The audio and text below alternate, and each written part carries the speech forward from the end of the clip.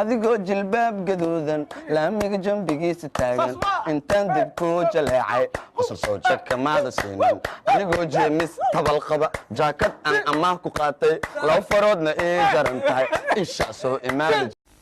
inta maxaa ka samaysaa waa ka qaraabanay xageed degan tahay laamiga aabbaha magaciisu makasaay hooyadaana makasaay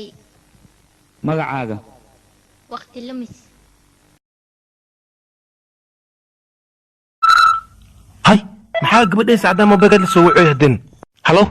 هلو هاي اسم الله هدلاي ميا محا waad ku maasantahay macaamil usoo kicida salaada waa adeega salaada usoo kicida ee Hormuud Telecom Soomaaliya ما شاء الله adeegan bir hormuudna u doonto adiga la intay jeceshahayna runaanta aniga ma qiyaas karo